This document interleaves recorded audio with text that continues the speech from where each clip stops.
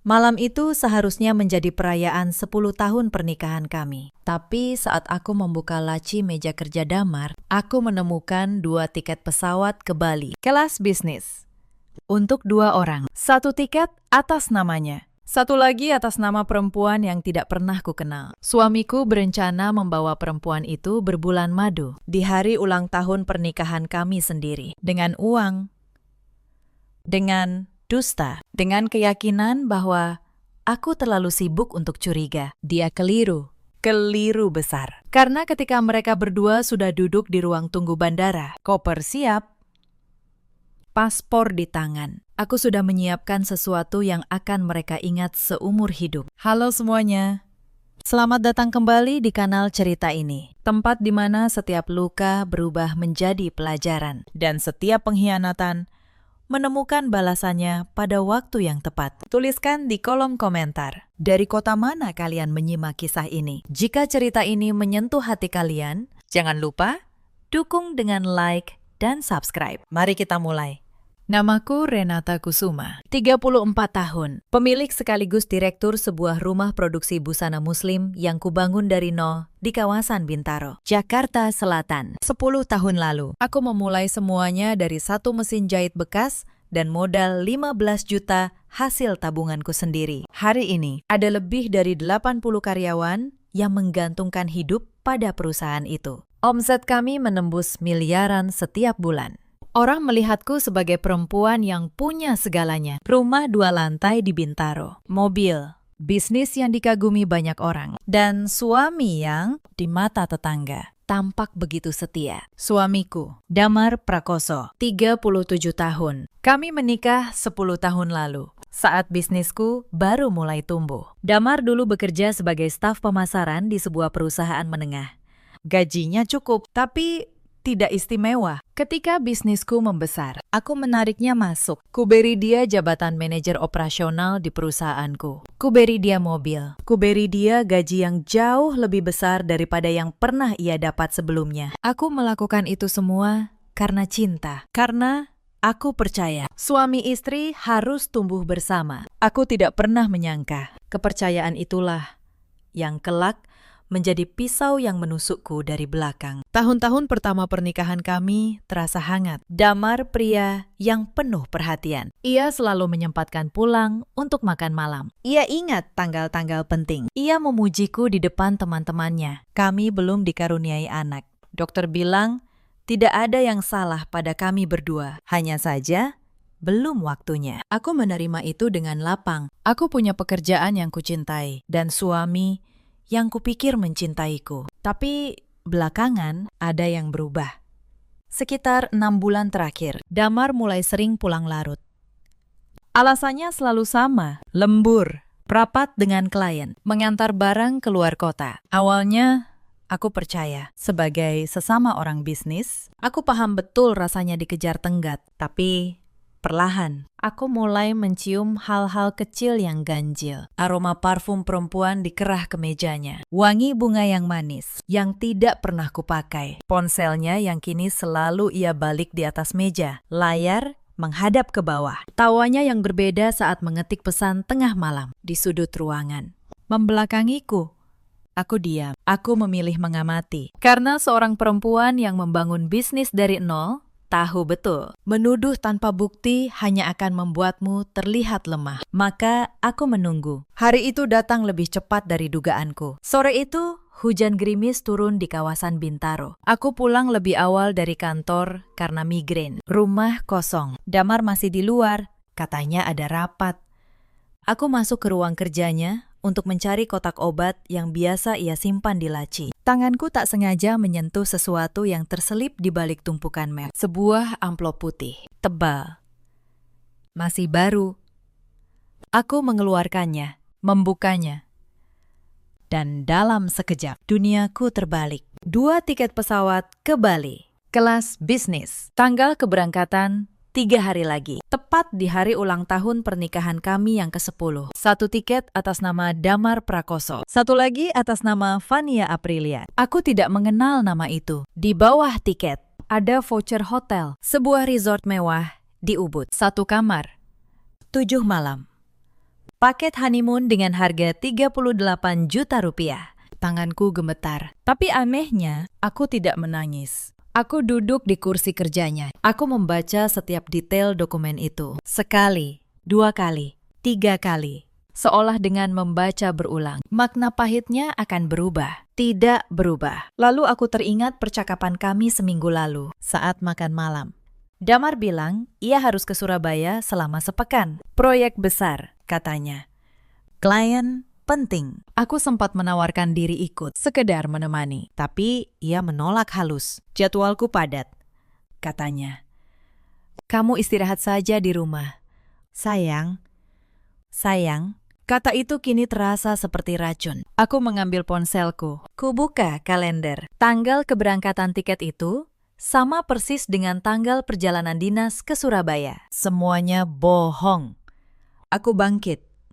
Aku memeriksa sisa isi amplop. Ada jadwal lengkap perjalanan 7 hari. Reservasi makan malam romantis di tepi pantai. Bahkan sebuah catatan kecil bertuliskan tangan Damar. Untuk Vania, hadiah ulang tahun yang tak akan kau lupakan. Ulang tahun. Vania, ulang tahunnya. Bukan ulang tahun pernikahan kami. Dadaku terasa diremas. Tapi aku menahan diri. Sebagai pemilik bisnis yang sudah 10 tahun bertahan di tengah persaingan, aku tahu satu hal. Emosi yang meledak hanya akan menghancurkan dirimu sendiri. Yang menghancurkan lawan adalah ketenangan yang diperhitungkan. Aku mengambil laptopku. Sebagai pemilik tunggal perusahaan, aku punya akses ke semua hal. Rekening operasional, rekening pribadi, dan rekening bersama yang kubuka bersama Damar bertahun lalu. Untuk kebutuhan rumah tangga kami, aku menelusuri setiap transaksi 3 bulan terakhir. Lalu, aku menemukannya. Transfer sebesar 38 juta rupiah ke sebuah agen perjalanan 10 hari yang lalu. Persis dengan harga paket honeymoon di Ubud itu. Transfer 15 juta ke sebuah butik perhiasan. 12 juta ke sebuah toko tas bermerek. Semua dari rekening bersama. Rekening yang kuisi dari hasil keringatku sendiri. Aku menutup laptop perlahan. Di dalam dadaku ada badai. Marah. Terhina. Dikhianati dengan cara yang paling keji. Bukan hanya tubuhnya yang ia berikan pada perempuan lain, tapi juga uangku. Kepercayaanku, 10 tahun hidupku, tapi aku tidak menangis. Aku sudah melewati fase menangisi masalah. Sekarang aku berada di fase menyelesaikannya. Dan ada satu hal yang Damar lupa. Satu hal yang akan mengubah segalanya. Malam itu, aku duduk lama di ruang kerja yang gelap. Sampai akhirnya ku dengar mobil Damar masuk ke halaman. Aku menyambutnya dengan senyum. Senyum yang sama seperti 10 tahun terakhir. Capek? Ya. Tanyaku sambil mengambil tasnya. Damar tersenyum lelah. Lumayan. Rapatnya alot. Aku mengangguk.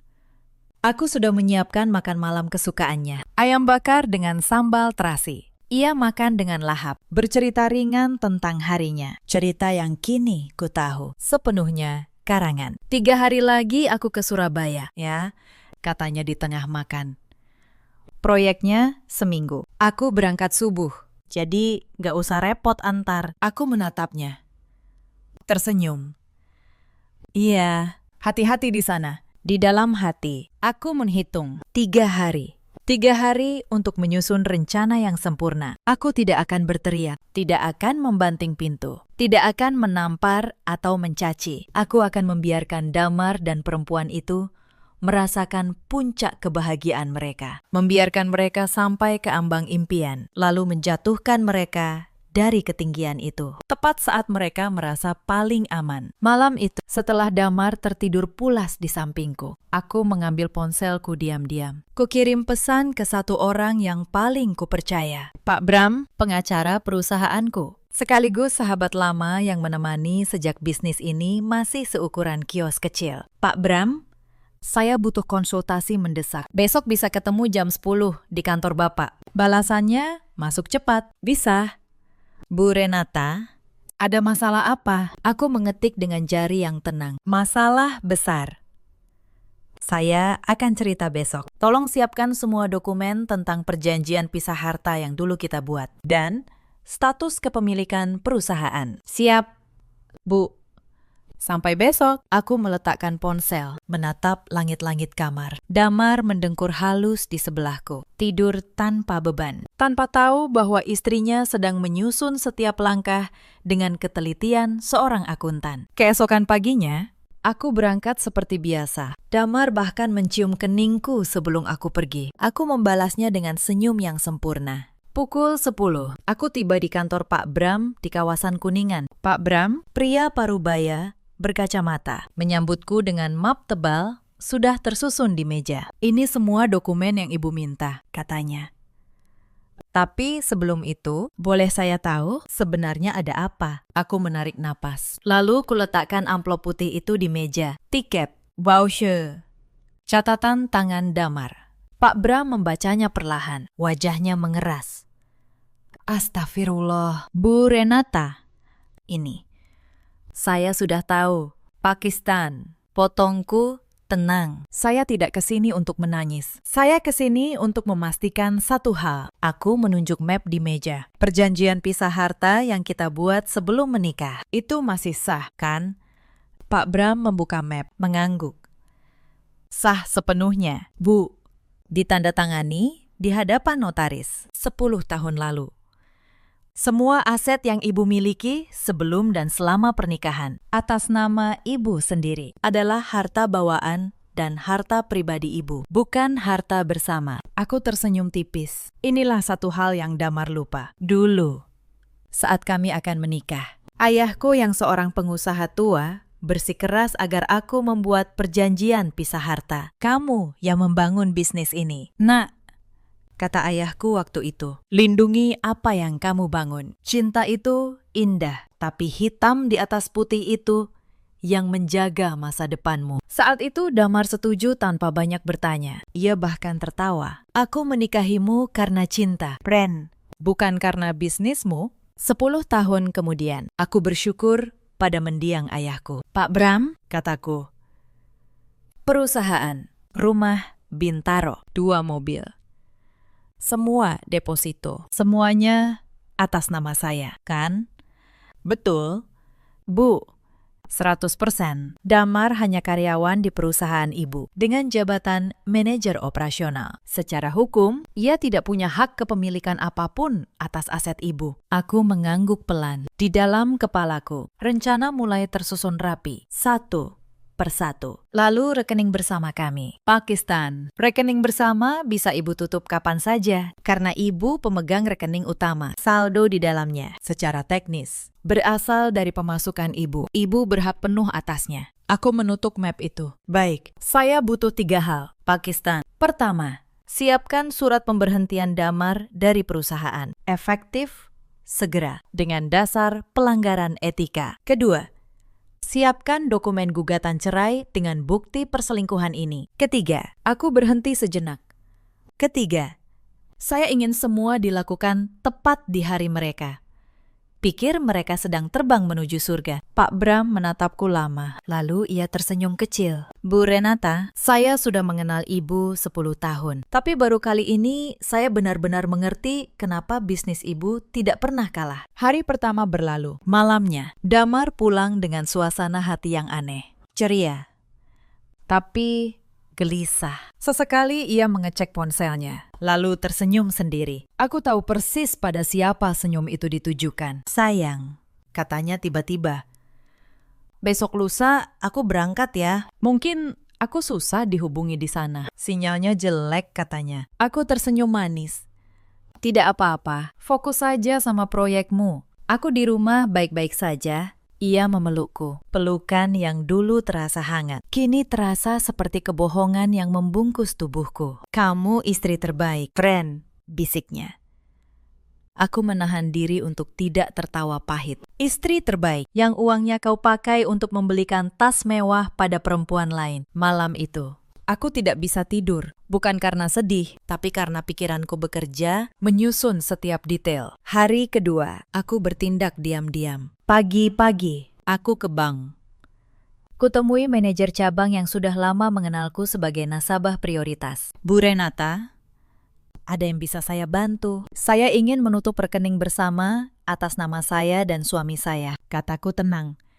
dan memindahkan seluruh saldonya ke rekening pribadi saya. Saya juga ingin mencabut akses kartu suami saya dari rekening itu. Manajer itu sedikit terkejut, tapi profesional. Tentu, Bu, karena Ibu pemegang utama. Ini bisa langsung kami proses. Kapan Ibu ingin ini efektif? Aku menatapnya. Lusa. Tepat pukul 7 pagi. Pukul 7 pagi. Jam keberangkatan pesawat mereka. Aku ingin saat Damar mencoba membayar sesuatu di bandara. Atau memesan layanan mewah di Bali. Kartunya ditolak. Aku ingin ia merasakan dalam sekejap betapa hampa hidupnya tanpa apa yang selama ini ia anggap miliknya. Hari itu juga, aku menghubungi seseorang lain, seorang penyelidik swasta yang direkomendasikan Pak Bram. Saya butuh satu informasi, kataku. Siapa? Perempuan bernama Vania Aprilia. Dan bagaimana hubungannya dengan suami saya? 2 jam kemudian, jawabannya masuk. Dan jawaban itu membuatku tertegun. Vania Aprilia, 26 tahun. Karyawan magang di divisi pemasaran di perusahaanku sendiri. Perempuan itu bekerja di bawahku. Setiap hari, ia menyapaku dengan hormat di lorong kantor. Selamat pagi, Bu Renata.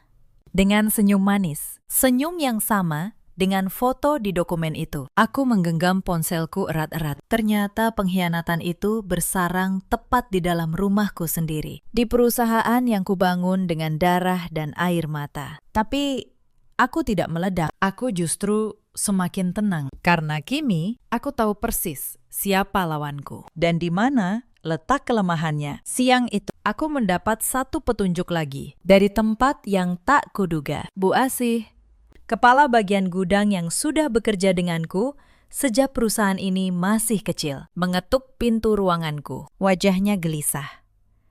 Bu Renata, maaf, saya ragu mau cerita ini, katanya pelan.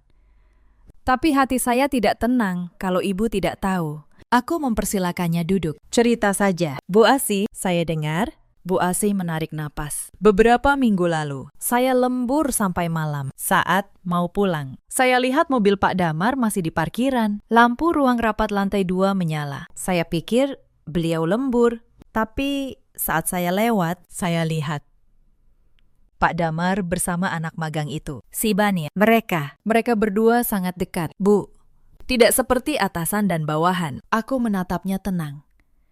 Sejak kapan, Bu Asih? Sudah cukup lama, Bu, jawabnya lirih. Karyawan lain juga ada yang lihat, tapi tidak ada yang berani lapor. Takut.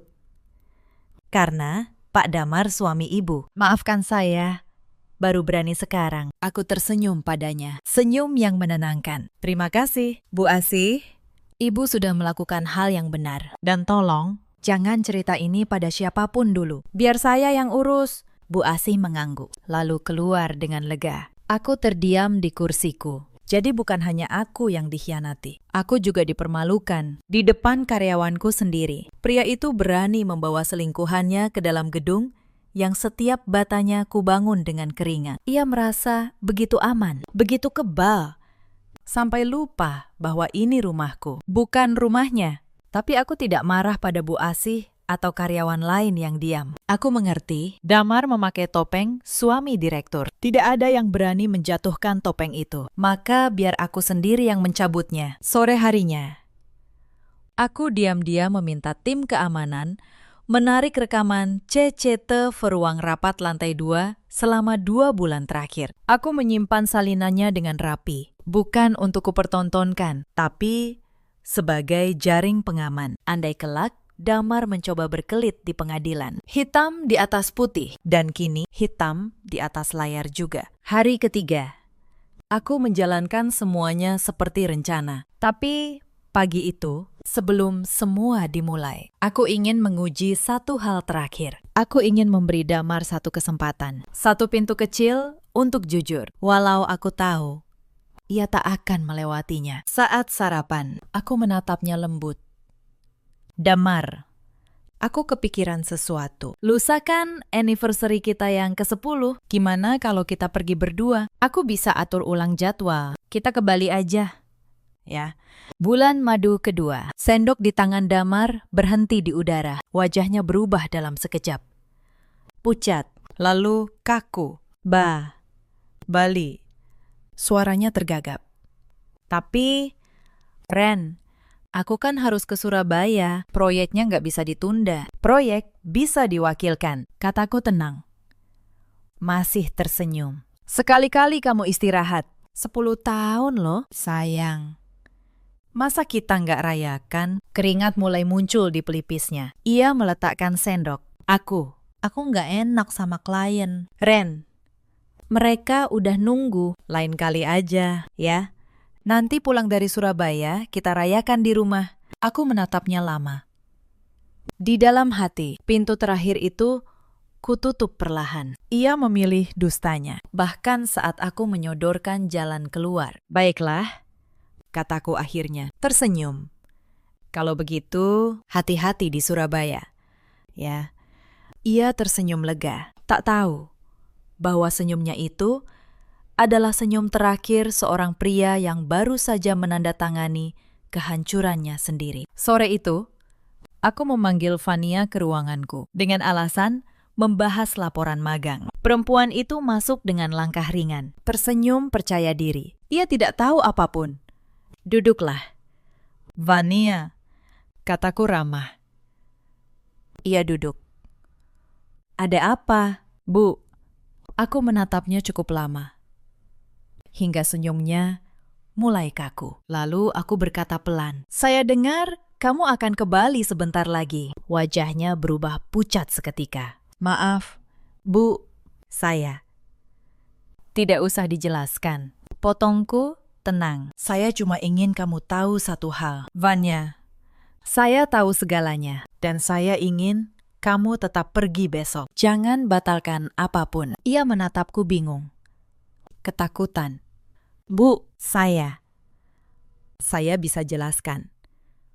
Pergilah, kataku. Nikmati perjalananmu, karena ini akan jadi perjalanan yang tidak akan pernah kamu lupakan seumur hidupmu. Aku tersenyum. Senyum yang membuat Vania bergidik tanpa tahu alasannya. Ia keluar dari ruanganku dengan kaki gemetar. Malam terakhir sebelum keberangkatan, Damar pulang membawa sekotak kue. Untuk kamu, katanya. Maaf ya, besok aku pergi pas mau anniversary kita. Nanti pulang dari Surabaya. Kita rayakan. Ya, anniversary, hari yang ia rencanakan untuk berbulan madu dengan perempuan lain. Aku menerima kue itu, tersenyum. Tentu, sayang. Aku tunggu kamu pulang. Pulang. Ya, Damar, kau akan pulang. Tapi ke kehidupan yang sudah sangat berbeda. Malam itu kami tidur berdampingan untuk terakhir kalinya sebagai suami istri. Damar tertidur cepat.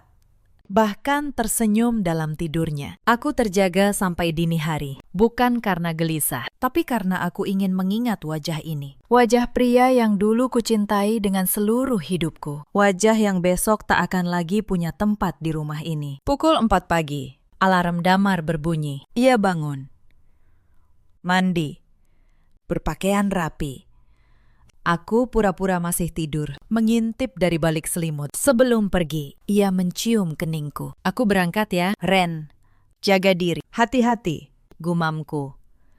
Pintu tertutup. Mobil meninggalkan halaman. Aku membuka mata. Aku bangkit. Aku tidak akan tidur lagi. Karena hari ini semuanya akan berakhir. Dan semuanya akan dimulai. Pukul 4:30 pagi. Aku sudah duduk di ruang kerja. Laptop menyala. Ponsel di tangan. Pak Bram online di seberang sana. Siap dengan semua dokumen. Aku tahu jadwal mereka. Penerbangan pukul 7 pagi. Mereka pasti sudah janjian bertemu di bandara. Dan benar saja. Pukul 5 lewat. Penyelidik yang kusewa mengirim pesan. Bu, target sudah tiba di terminal keberangkatan. Perempuan itu sudah bersamanya. Aku menutup mata sejenak, lalu kubuka kembali. Tenang. Mulai, kataku pada diriku sendiri. Langkah pertama. Aku menghubungi pihak bank. Tepat pukul 7. Seluruh saldo rekening bersama akan berpindah ke rekeningku. Dan kartu Damar dinonaktifkan. Semua sudah diproses sejak kemarin, tinggal menunggu jam efektifnya. Langkah kedua, aku menghubungi bagian HR di perusahaanku. Surat pemberhentian Damar dengan dasar pelanggaran etika berat akan dikirim ke emailnya pagi ini. Akses kartunya ke kantor dicabut. Mobil operasional yang ia pakai, yang merupakan aset perusahaan, harus dikembalikan dalam waktu 2 kali 24 jam. Langkah ketiga, Pak Bram akan mengirimkan surat gugatan cerai resmi ke alamat email Damar, lengkap dengan lampiran bukti perselingkuhan. Aku ingin semua kabar itu sampai padanya sekaligus. Di satu pagi yang sama, saat ia berpikir hidupnya sedang berada di puncak, pukul 7 kurang 10 menit. Penyelidik mengirim pesan lagi. Mereka sudah masuk ruang tunggu. Boarding sebentar lagi. Aku menarik napas panjang. Lalu kuketik pesan ke Damar. Hanya satu kalimat. Selamat menikmati bulan madumu. Damar, aku tahu segalanya. Lalu aku kirim. Bersamaan dengan itu, kukabari Pak Bram dan HRD. Jalankan semuanya. Sekarang, pukul 7 tepat.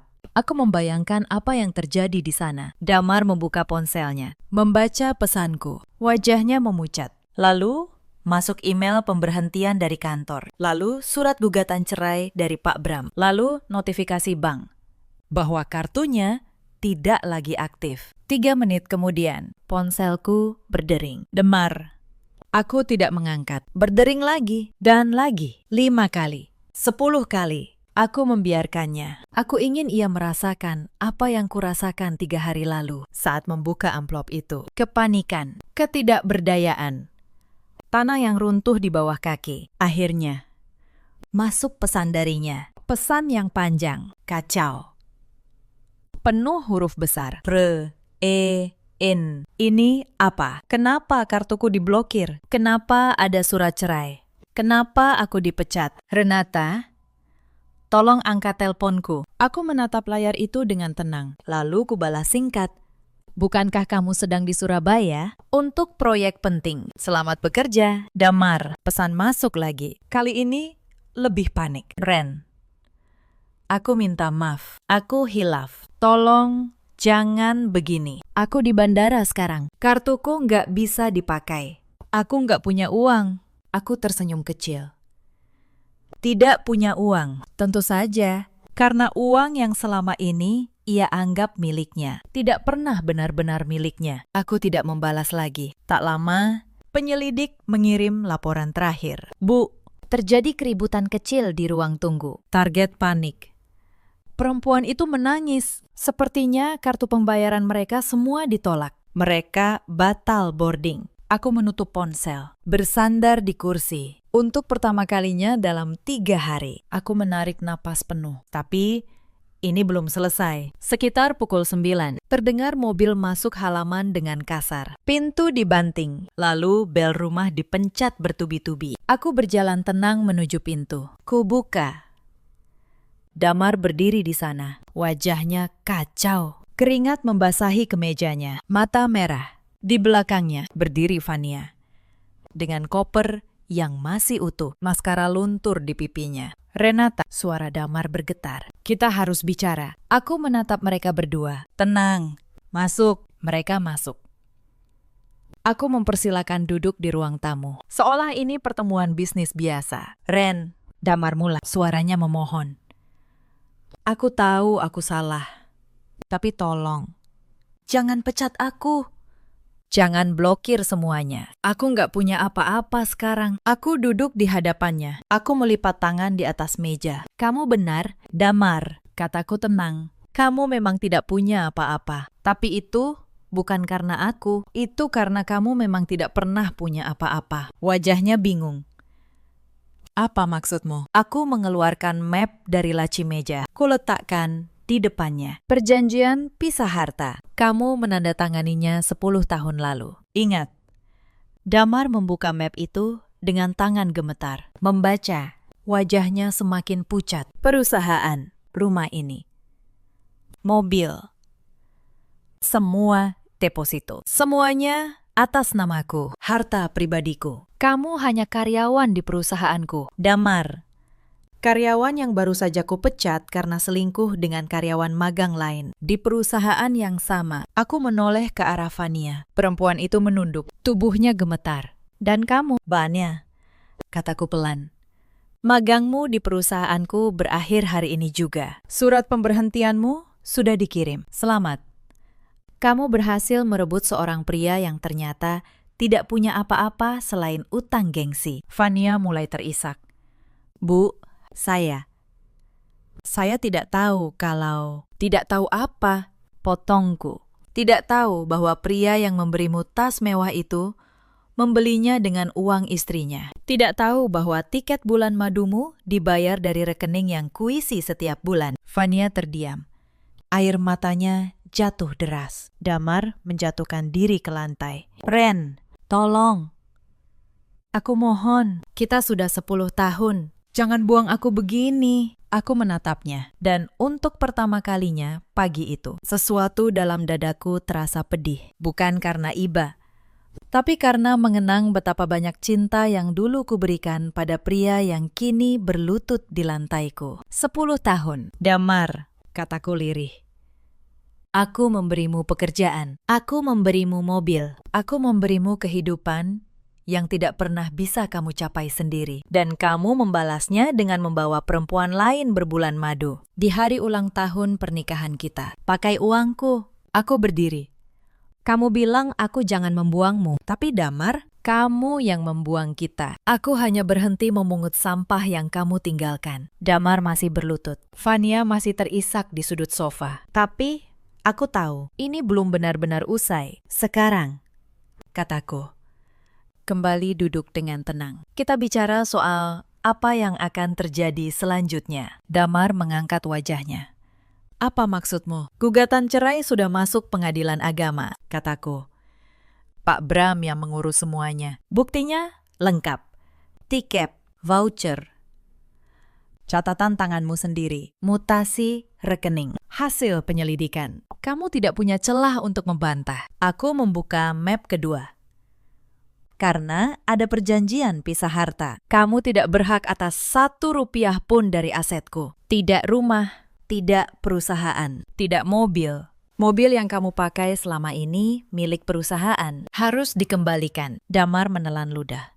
Lalu, aku tinggal di mana? Itu bukan urusanku lagi, kataku datar. Tapi karena aku bukan orang kejam, aku akan memberimu waktu 1 minggu untuk mengemasi barang pribadimu dari rumah ini. Setelah itu, kamu tidak boleh lagi menginjakkan kaki ke sini. Vania tiba-tiba berdiri. Bu Renata, tolong. Ini semua salah saya. Jangan hancurkan hidup Damar. Dia mencintai saya. Aku menatap perempuan muda itu. Dalam tatapannya, ada ketakutan. Tapi juga keberanian bodoh yang hanya dimiliki orang yang belum pernah benar-benar kehilangan. Vania, kataku pelan. Kamu masih muda. Kamu pintar. Sayang sekali kamu memilih jalan ini. Tapi izinkan aku bertanya satu hal. Apakah Damar pernah memberitahumu bahwa semua yang ia tunjukkan padamu, kemewahan itu, tas itu, tiket itu, semuanya bukan miliknya? Vania menoleh ke Damar. Apa benar itu, Mas? Damar tidak menjawab. Ia hanya menunduk. Dia menipumu juga, Vania, kataku. Dia membuatmu percaya ia pria kaya yang mapan. Padahal ia hanya seorang manajer di perusahaan istrinya. Tanpa aku, ia bukan siapa-siapa. Dan sekarang, ia memang bukan siapa-siapa. Vania menatap Damar dengan mata yang perlahan berubah. Dari cinta menjadi kekecewaan. Dari kekecewaan menjadi kemarahan. Kamu bohong padaku. Suaranya bergetar. Kamu bilang rumah Bintaro itu rumahmu. Mobil itu mobilmu. Bisnis itu bisnismu. Kamu bilang istrimu cuma numpang nama. Damar mengangkat tangan. Vania, dengar dulu. Tidak, potong Vania. Air matanya kini bercampur amarah. Aku meninggalkan keluargaku untukmu. Aku rela jadi perempuan kedua karena kupikir kamu akan memberiku kehidupan yang layak. Ternyata kamu cuma pembohong yang hidup dari uang istrinya. Vania menyambar kopernya. Aku pergi. Jangan pernah hubungi aku lagi. Ia berlari keluar dari rumahku, meninggalkan Damar yang masih terduduk di lantai. Aku menyaksikan semua itu dalam diam. Tidak ada kepuasan. Hanya rasa lelah yang dalam. Setelah pintu tertutup, Damar menatapku dengan mata kosong. Kamu sengaja, kan? Kamu sengaja membuat dia pergi. Tidak. Damar, kataku tenang. Aku hanya mengatakan kebenaran. Kalau kebenaran itu membuatnya pergi, berarti yang kalian sebut cinta itu memang tidak pernah ada. Yang ada hanya kepentingan. Dan kepentingan selalu pergi saat uangnya habis. Damar menutup wajahnya dengan kedua tangan. Bahunya berguncang. Untuk pertama kalinya, aku melihat pria itu benar-benar hancur. Aku hilaf. Ren. Suaranya parau. Aku terbuai. Dia memujiku, membuatku merasa jadi pria penting. Sementara kamu selalu lebih sukses dariku. Aku merasa kecil di sampingmu. Aku benci perasaan itu. Aku terdiam mendengar pengakuan itu. Jadi ini soal egomu, kataku akhirnya. Bukan soal cinta. Bukan soal aku kurang perhatian, tapi soal kamu yang tidak sanggup melihat istrimu lebih hebat darimu. Damar tidak menjawab. Tapi diamnya adalah jawaban. Lalu aku teringat sesuatu. Aku mengambil ponselku, membuka satu folder, dan memutar sebuah rekaman pendek. Rekaman CCT, V Ruang Rapat Lantai 2, Damar dan Vania, dalam kedekatan yang tak mungkin disangka. Aku tidak memutarnya untuk mempermalukannya lebih jauh. Aku memutarnya supaya ia tahu, tidak ada lagi yang bisa ia bantah. Karyawanku melihat semuanya. Damar, kataku pelan, menutup ponsel. Kamu membawa perempuan itu ke gedung yang kubangun. Kamu mempermalukanku di depan orang-orang yang menggantungkan hidupnya padaku. Kamu pikir tidak ada yang berani bicara, tapi kebenaran selalu menemukan jalannya. Damar terkulai. Maafkan aku, Ren. Aku mohon. Aku berdiri, berjalan ke jendela. Di luar, hujan gerimis. Turun lagi, seperti sore 3 hari lalu. Damar, kataku tanpa menoleh.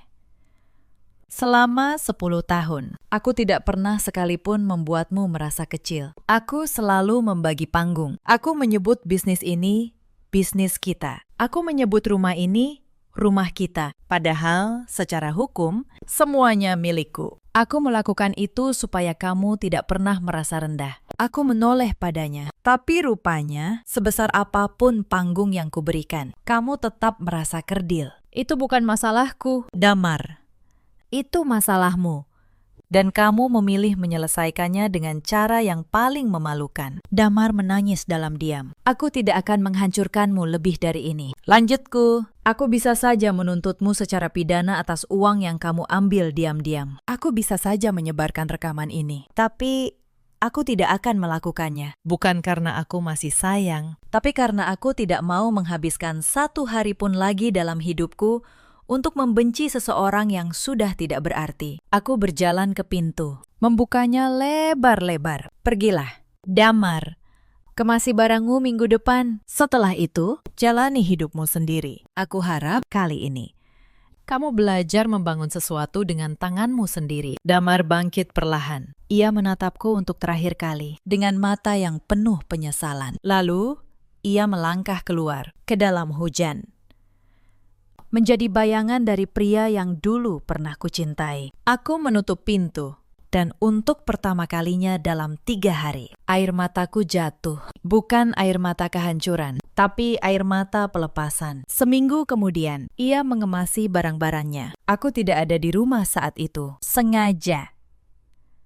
Aku tidak ingin melihat momen itu. Pak Bram yang mengawasi, memastikan semua berjalan sesuai hukum. Proses perceraian berjalan cepat. Bukti yang terlalu kuat membuat Damar tidak punya pilihan selain menerima. 2 bulan kemudian, status kami resmi berakhir. Damar pindah ke sebuah kontrakan kecil di pinggiran kota. Ia mencoba melamar kerja di berbagai perusahaan. Tapi kabar tentang skandalnya sudah menyebar di kalangan industri. Tidak ada yang mau menerima manajer yang dipecat karena selingkuh dengan bawahan. Apalagi di perusahaan istrinya sendiri. Vania, kudengar.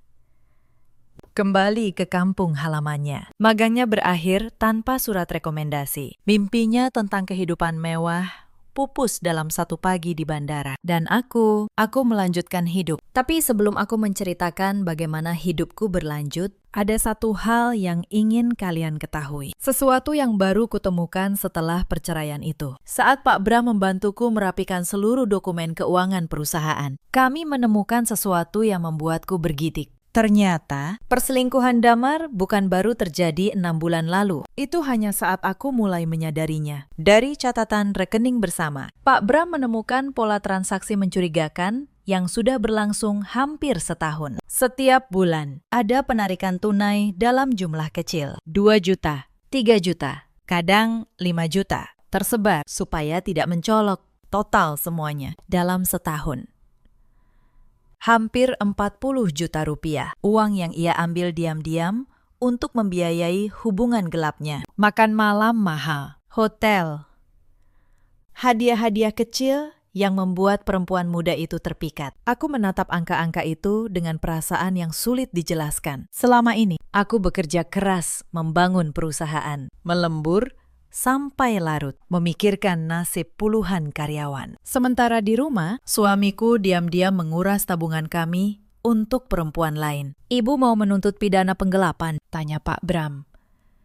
Secara hukum, ada dasarnya. Uang itu ia ambil dari rekening yang sumbernya pemasukan ibu. Aku diam sejenak, lalu menggeleng. Tidak.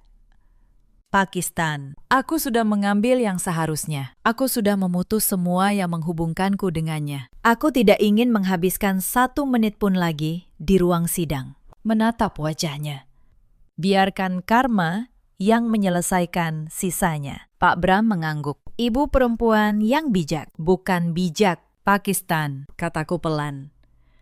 Hanya lelah. Ada titik di mana balas dendam terbaik adalah berhenti peduli. Bulan-bulan setelah perceraian, aku mencurahkan seluruh tenagaku pada perusahaan. Aneh, tapi kehilangan Damar justru membuatku lebih ringan. Tidak ada lagi malam-malam penuh tanya. Tidak ada lagi aroma parfum asing yang membuat dadaku sesak. Tidak ada lagi senyum palsu yang harus kupasang setiap pagi. Aku mengganti seluruh sistem keamanan keuangan perusahaan. Aku menutup rekening bersama itu untuk selamanya. Aku membuka lembaran baru, benar-benar baru. Perusahaanku justru tumbuh lebih pesat setelah itu. Mungkin karena aku tidak lagi membagi energiku untuk meredam keraguan di rumah. Mungkin karena aku akhirnya bekerja dengan hati yang utuh. Setahun kemudian, brand busana muslim yang kubangun masuk ke jajaran merek lokal paling diminati. Aku diundang menjadi pembicara di berbagai seminar kewirausahaan perempuan. Aku berdiri di atas panggung, menatap ratusan perempuan muda, dan menceritakan satu hal yang paling kupercaya, bahwa kemandirian seorang perempuan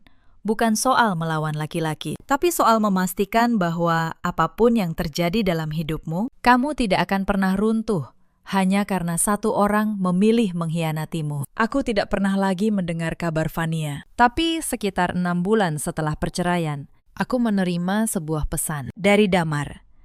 Pesannya panjang, penuh penyesalan. Ia bercerita bahwa hidupnya kini sulit. Ia bekerja serabutan sebagai konsultan lepas. Ia menyesali semua yang ia lakukan. Dan di akhir pesan, ia menulis, "Ren, apakah masih ada kesempatan untuk kita memperbaiki semuanya? Aku sadar, kamu adalah hal terbaik dalam hidupku, dan aku menyia-nyiakannya." Aku membaca pesan itu beberapa kali. Bagian kecil dalam diriku, bagian yang dulu mencintainya dengan tulus, sempat tersentuh. Tapi bagian yang lebih besar, bagian yang sudah belajar dari luka, hanya tersenyum tenang. Aku membalas, "Singkat saja, Damar.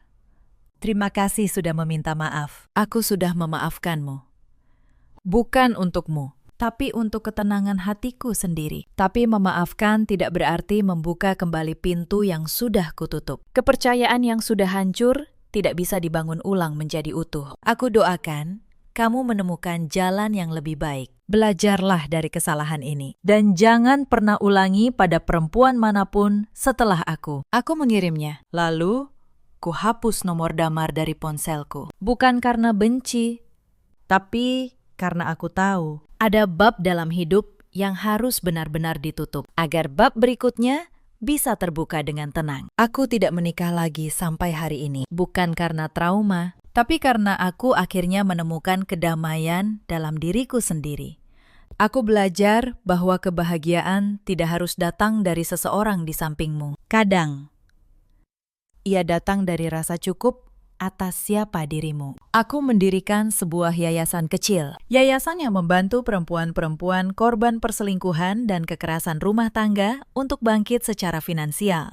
Aku mengajari mereka berbisnis. Aku memberi mereka modal kecil untuk memulai. Aku ingin mereka tahu bahwa kehilangan seorang pasangan yang berkhianat bukanlah akhir. Itu justru awal dari kebebasan. Setiap kali aku melihat seorang perempuan yang dulu datang dengan mata sembab dan bahu runtuh, lalu setahun kemudian berdiri tegak dengan usahanya sendiri, aku merasa luka lamaku punya makna. Ada satu malam yang tidak akan pernah kulupakan. Beberapa bulan setelah yayasan itu berjalan, seorang perempuan datang ke kantorku. Usianya mungkin awal 30-an. Matanya bengkak, tangannya gemetar. Ia bercerita bahwa suaminya menguras seluruh tabungan keluarga untuk perempuan lain, lalu meninggalkannya dengan 2 anak dan setumpuk utang. Aku mendengarkan ceritanya sampai selesai, lalu aku menggenggam tangannya. Aku pernah ada di posisimu, kataku.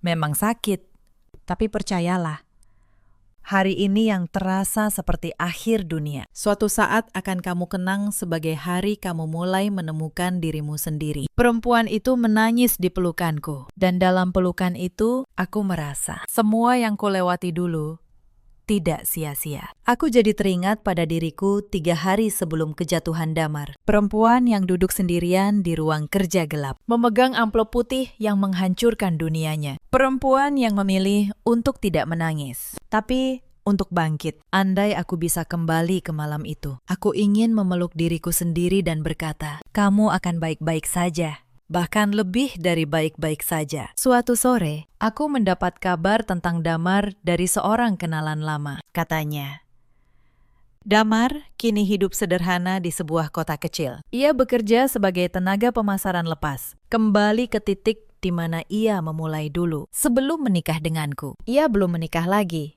kata orang. Ia berubah jadi pendiam. Aku mendengar kabar itu tanpa rasa benci, juga tanpa rasa senang. Hanya sebuah ketenangan. Seperti membaca akhir dari sebuah cerita yang dulu pernah kuhidupi. Tapi kini bukan lagi milikku. Karma tidak selalu datang dalam bentuk petir yang menyambar. Kadang, ia datang pelan-pelan.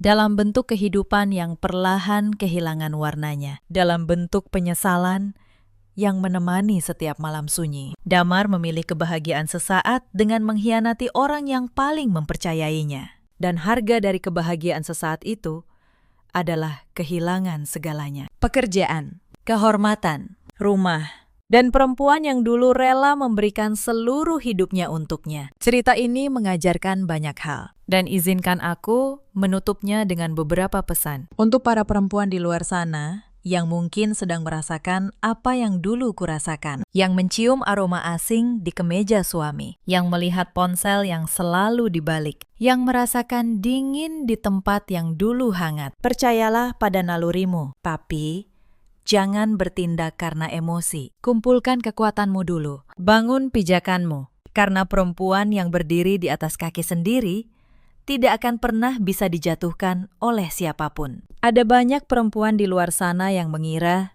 hidupnya berakhir saat ditinggalkan. Padahal seringkali itu justru awal dari kehidupan yang sesungguhnya. Kemandirian finansial bukan sekedar soal uang. Ia adalah soal kebebasan. Kebebasan untuk memilih jalan hidupmu sendiri, tanpa harus bergantung pada belas kasihan siapapun. Ada juga banyak laki-laki seperti Damar di luar sana. Laki-laki yang merasa kecil saat pasangannya bersinar. Yang menyelesaikan rasa rendah dirinya bukan dengan tumbuh, tapi dengan menghancurkan. Untuk mereka, ingatlah, mengkhianati orang yang mempercayaimu bukan tanda kekuatan. Itu tanda kelemahan yang paling memalukan.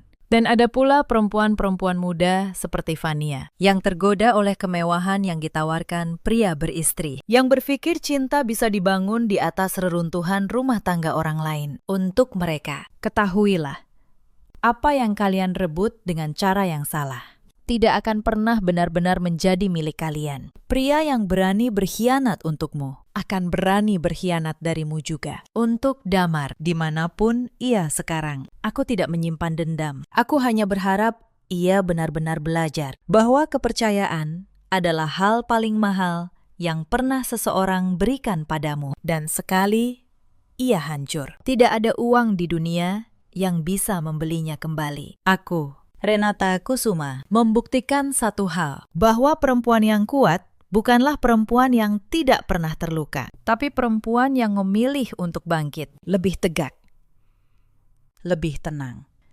Setiap kali ia dijatuhkan. Hari ini, aku bahagia.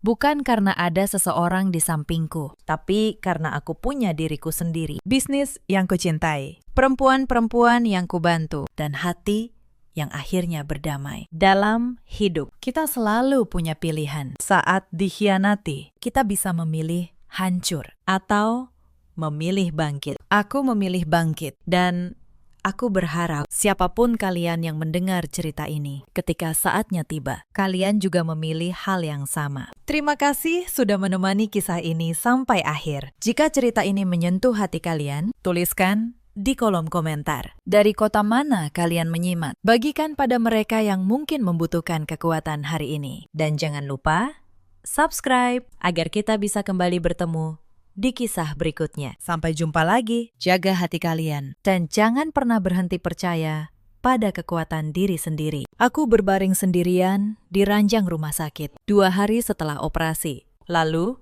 sebuah foto masuk ke ponselku. Suamiku tersenyum lebar, menggendong bayi perempuan lain, dikelilingi ibu mertua dan adik iparku. Mereka kira aku akan menangis. Mereka tidak tahu seluruh harta yang mereka nikmati hari ini berdiri di atas namaku. Halo, sahabat kisah. Selamat datang kembali di kanal ini. Sebelum kita mulai, tulis dulu di kolom komentar dari kota mana kalian menonton malam ini. Tekan tombol like dan subscribe supaya cerita seperti ini terus sampai ke kalian. Karena kisah yang akan saya bagikan ini mungkin pernah terjadi di dekat kalian. Nama saya Sinta Halimah, 41 tahun. Saya seorang notaris, sekaligus pemilik tunggal sebuah grup properti di Jakarta. Sudah 7 tahun saya menikah dengan Raka. Dan selama 7 tahun itu, saya pikir saya sudah memberikan segalanya. Saat itu malam, 2 hari setelah operasi pengangkatan kista saya, kamar rawat VIP itu sunyi. Hanya ada bunyi mesin monitor di sebelah ranjang. Bau antiseptik menusuk hidung. Perut bagian bawah saya masih berdenyut perih. Setiap kali saya menarik napas terlalu dalam, nyerinya menjalar sampai ke punggung. Tapi yang lebih menyakitkan bukan luka operasi itu. Yang lebih menyakitkan adalah ranjang sebelah saya yang kosong. 2 hari sebelum saya masuk ruang operasi, Raka duduk di tepi tempat tidur kami. Ia menggenggam tangan saya. Matanya memelas, seperti biasa. Sayang, maafkan aku, katanya pelan. Proyek di Makassar tiba-tiba bermasalah. Klien minta aku turun langsung minggu ini. Kalau tidak, kontrak puluhan miliar bisa lepas. Ia menunduk, seolah benar-benar tersiksa. Aku merasa jadi suami paling buruk. Meninggalkanmu di saat seperti ini. Saya menatapnya lama. Sebagai perempuan yang membangun perusahaan dari nol, saya paham kerasnya dunia bisnis. Perusahaan yang sekarang dipimpin Raka sebenarnya anak perusahaan dari grup yang saya dirikan sendiri. Jauh sebelum saya mengenalnya, sayalah yang mengangkat Raka jadi direktur, supaya ia punya kebanggaan sebagai kepala keluarga, supaya ia bisa tegak di depan ibunya. Maka saya tersenyum. Saya usap rahangnya dengan lembut. Pergilah, kata saya. Aku perempuan kuat. Aku bisa mengurus diriku sendiri. Saya bahkan menenangkannya bahwa ada perawat yang sudah saya bayar mahal. Dan disinilah saya sekarang, terbaring lemah, sendirian, menunggu suami yang katanya sedang menyelamatkan kontrak. Siang tadi hujan turun deras di luar jendela. Untuk mengalihkan rasa perih, saya membuka ponsel bukan akun pribadi. Saya beralih ke akun cadangan, yang biasa saya pakai memantau pesaing bisnis. Entah dorongan dari mana. Jari saya mengetik nama satu akun di kolom pencarian. Akun Maya, adik kandung Raka. Hubungan saya dengan Maya dan ibu mertua memang tidak pernah benar-benar hangat. Sejak awal menikah, mereka menatap saya dengan sebelah mata. Mereka sering menyindir saya sebagai perempuan karir yang terlalu ambisius. Perempuan yang katanya tidak tahu cara mengurus suami. Saya selalu diam. Saya pikir, biarlah. Waktu akan menjawab. Malam itu, waktu benar-benar menjawab. Tapi tidak seperti yang saya bayangkan. Akun Maya terbuka. Foto paling atas membuat napas saya tertahan. Di foto itu, ada Raka, tersenyum lebar, menggendong seorang bayi perempuan. Di sampingnya, seorang wanita muda saya tidak kenal, memeluk lengannya, manja. Dan di belakang mereka, ibu mertua saya. Juga Maya, semua tersenyum bahagia, seperti satu keluarga utuh yang sedang merayakan sesuatu. Keterangan foto itu hanya satu kata, lengkap. Saya membaca kata itu berkali-kali. Lengkap. Keluarga mereka kini lengkap, tanpa saya. Tangan saya dingin. Tapi anehnya, saya tidak menangis. Mungkin karena luka di perut sudah cukup mengajari saya soal rasa sakit. Saya kembali ke kampung halaman ingatan saya, 7 tahun lalu. Saat itu Raka hanya seorang sarjana hukum biasa, pegawai magang di kantor notaris saya. Ia sopan, rajin, selalu datang paling pagi. Saya jatuh cinta bukan pada hartanya, karena ia tidak punya apa-apa. Saya jatuh cinta pada caranya menatap saya, seolah saya seluruh dunianya. Ibunya, Bu Sumarni, datang ke pernikahan kami dengan wajah masam. Anak saya menikahi perempuan tua yang lebih kaya, bisiknya pada tetangga. Saya dengar itu. Saya pura-pura tidak dengar. Setelah menikah, saya berikan Raka segalanya. Mobil sedan mewah atas nama perusahaan. Jabatan direktur di anak perusahaan properti saya. Rumah yang kami tempati di kawasan Pondok Indah. Juga aset perusahaan saya. Saya ingin ia merasa jadi laki-laki. Bukan menantu yang menumpang. Tapi semakin banyak yang saya beri, semakin jauh ia melangkah dari saya. Dan saya, yang sibuk dengan 3 kantor cabang, tidak pernah sempat bertanya kemana. Saya masih ingat ulang tahun pernikahan kami yang ketiga. Saya pulang lebih awal dari kantor, membawa kue dan harapan sederhana. Tapi di rumah, Bu Sumarni sudah menggelar acara keluarga besar tanpa memberitahu saya. Meja makan penuh, semua kursi terisi. Tidak ada satu pun yang disisakan untuk saya. Oh, kamu pulang, kata Bu Sumarni datar. Maaf, kursinya habis. Kamu makan di dapur saja ya. Raka, suami saya, hanya menunduk menatap piringnya. Ia tidak membela saya. Malam itu saya makan sendirian di dapur, di rumah yang saya beli dengan uang saya sendiri. Saya tidak pernah menceritakan malam itu pada siapapun. Saya telan saja, seperti saya menelan ratusan penghinaan kecil lainnya. Sinta terlalu sibuk, tidak sempat punya anak. Sindir Maya di depan tamu. Perempuan karir memang begitu, lupa kodratnya. Tambah Bu Sumarni.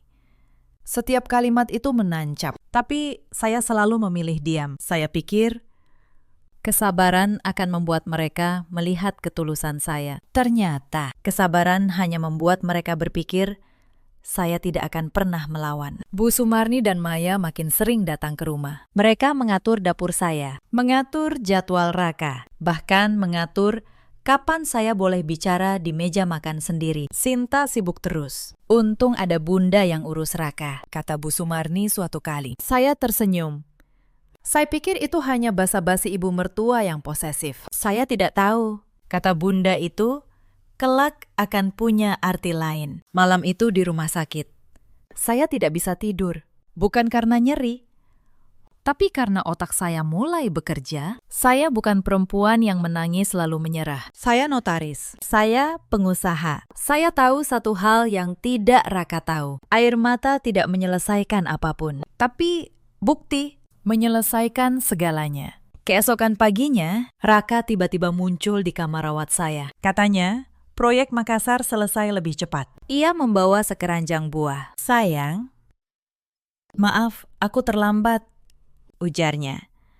Mencium kening saya. Saya tersenyum lemah. Saya biarkan ia memainkan perannya. Karena malam ini, saya juga akan memainkan peran saya. Peran istri sakit yang tidak tahu apa-apa. Sore harinya, Raka tertidur di sofa kamar. Kelelahan berpura-pura. Ponselnya tergeletak di meja. Menyala oleh sebuah pesan masuk. Saya bangkit perlahan. Menahan perih di perut. Saya ambil ponsel itu. Pola kuncinya tidak pernah ia ganti sejak menikah. Huruf R. Inisial namanya sendiri. Betapa ia mencintai dirinya. Pesan teratas dari kontak bernama Bunda Bella. Saya buka. Tangan saya dingin, tapi mata saya jernih. Isinya penuh kata mesra. Raka memanggil wanita itu. Bunda, ia berjanji mengirim uang bulanan tambahan untuk perawatan bayi mereka. Lalu ada chat dengan ibunya. Bu Sumarni, ibunya menyuruh Raka segera mencari rumah lebih besar untuk Bella. Rumah Bintaro sudah sempit setelah ada cucu. Tulis Bu Sumarni. Raka menjawab, ia sedang mencari cara menarik uang dari perusahaan tanpa ketahuan. Saya membaca setiap baris 2 kali. Lalu saya potret semuanya. Bukan dengan ponsel Raka. Dengan ponsel saya sendiri. Bukti harus ada di tangan yang benar. Setelah selesai, saya kembalikan ponselnya persis seperti semula. Saya berbaring lagi di sebelah pria yang kini berstatus musuh terbesar saya. Saya pejamkan mata. Dan untuk pertama kalinya malam itu, saya bisa tidur nyenyak. Rumah Bintaro. Nama itu menempel di kepala saya sepanjang malam. 2 tahun lalu, Raka memang meminta saya menandatangani berkas pembelian sebuah rumah di Bintaro. Alasannya untuk investasi properti perusahaan. Saya percaya. Saya tanda tangan tanpa banyak bertanya. Itu kesalahan saya. Sekarang saya tahu. Rumah itu yang dibeli atas nama saya, ditempati istri simpanannya. Karma yang manis, pikir saya. Karena secara hukum, rumah itu milik saya. Pagi berikutnya, setelah Raka berangkat ke kantor dengan mobil sedan yang juga milik perusahaan saya bertindak. Dokter menyuruh saya istirahat seminggu penuh. Saya tidak punya waktu untuk itu. Saya minta Pak Yanto, sopir pribadi yang sudah ikut saya belasan tahun, menjemput saya. Bu, dokter bilang, ibu harus istirahat, katanya cemas. Pak Yanto, jawab saya tenang. Ada yang lebih sakit daripada luka operasi. Antar saya ke kantor Pak Darmawan. Pak Darmawan adalah pengacara kepercayaan saya sejak awal saya membangun grup. Ruang kerjanya elegan dan kedap suara. Begitu saya tiba, ia menyambut saya bersama 3 pria berkemeja rapi. Selamat pagi, Bu Sinta. Senang melihat ibu sudah bisa beraktivitas, sapanya. Pagi, Pakistan, jawab saya. Bagaimana hasil kerja tim Bapak beberapa hari ini? Ketiga pria itu adalah tim auditor eksternal yang diam-diam saya tugaskan sebulan lalu. Bukan karena saya sudah tahu soal perselingkuhan, tapi karena naluri bisnis, saya mencium ada yang janggal di arus kas perusahaan. Ketua tim auditor maju, menyerahkan map tebal. Hasilnya cukup mengejutkan. Bu, katanya, selama 2 tahun terakhir, Pak Raka konsisten mencairkan dana lewat vendor fiktif. Vendor yang seolah-olah memasok bahan baku untuk pabrik kita. Total kerugian perusahaan mencapai 2,4 miliar rupiah. Saya membuka map itu. Angka-angka tersusun rapi, hitam di atas putih. Tidak ada yang lebih jujur daripada angka. Kemana uang itu mengalir? Tanya saya. Sebagian ke rekening pribadi atas nama ibu kandung beliau, Bu Sumarni. Jawab auditor. Sebagian lagi untuk melunasi cicilan rumah di Bintaro. Rumah yang menurut catatan kami justru atas nama ibu sendiri. Saya tersenyum tipis. Potongan teka-teki itu kini lengkap. Rumah yang saya tanda tangani 2 tahun lalu dibayar dengan uang yang dicuri dari perusahaan saya untuk ditinggali perempuan simpanan suami saya. Mereka begitu serakah, sampai lupa siapa pemilik nama di setiap surat itu. Pak Raka cukup ceroboh menutupi jejaknya, tambah Pak Darmawan. Ia mengira tidak ada yang berani memeriksa direktur. Dia lupa, kata saya pelan. Siapa yang mengangkatnya jadi direktur? Saya tutup map itu. Saya tarik napas, Perih di perut tidak lagi terasa. Yang saya rasakan hanya satu. Ketenangan seorang pemain catur yang sudah melihat 10 langkah ke depan. 2 hari setelah dari kantor Pak Darmawan, Bu Sumarni dan Maya datang menjenguk saya di rumah. Saya hampir tertawa melihat kepura-puraan itu. Tapi saya tahan. Saya masih butuh mereka lengah. Mereka membawa sekotak kue dan wajah penuh perhatian yang dibuat-buat. "Sinta, kamu harus cepat sembuh ya," kata Bu Sumarni. Mengusap tangan saya. Kasihan Raka.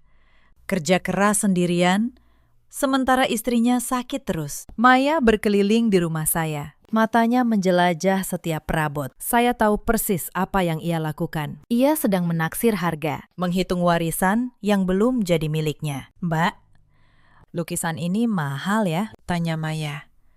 Menunjuk satu bingkai di dinding. "Lumayan," jawab saya pelan. "Tapi semua di rumah ini ada suratnya atas nama saya." Maya tersenyum kaku, lalu mengalihkan pembicaraan. Bu Sumarni mendekat. Suaranya merendah seperti berbisik rahasia. "Sinta, kalau terjadi apa-apa padamu, kamu sudah atur semuanya untuk Raka, kan? Sebagai suami, dia berhak." Saya menatapnya. Di balik senyum lembut itu, saya melihat keserakahan yang telanjang. "Sudah saya atur, Bu," jawab saya tenang.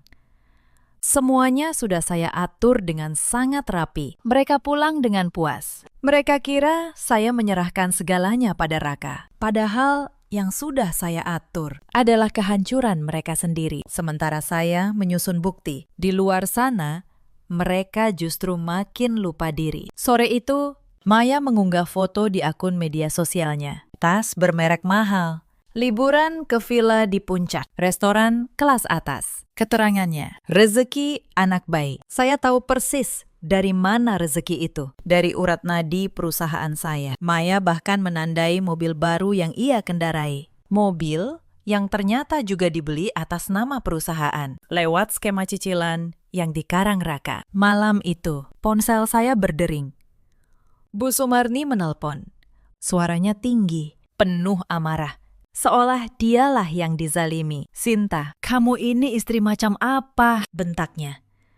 "Suamimu kerja keras membanting tulang. Kamu malah sakit-sakitan terus. Pantas saja Raka lelah. Kamu tidak becus mengurus suami sendiri." Saya dengarkan semua itu dengan tenang. "Iya, Bu, saya memang sedang banyak belajar," jawab saya halus. "Belajar mengurus banyak hal sekaligus." Bu Sumarni tidak tahu. Kalimat itu punya 2 makna. Malam itu, tanpa sengaja, saya menemukan satu hal lagi. Raka lupa keluar dari akun pesannya di tablet rumah yang biasa kami pakai bersama. Ada satu grup keluarga yang selama ini saya tidak pernah tahu keberadaannya. Grup berisi Raka, Bu Sumarni, Maya, dan beberapa kerabat dekat mereka. Tanpa saya, istri sah, pemilik perusahaan, tidak diundang ke grup keluarganya sendiri. Saya buka, dan isinya membuat dada saya sesak, lalu mengeras seperti batu. Mereka membicarakan saya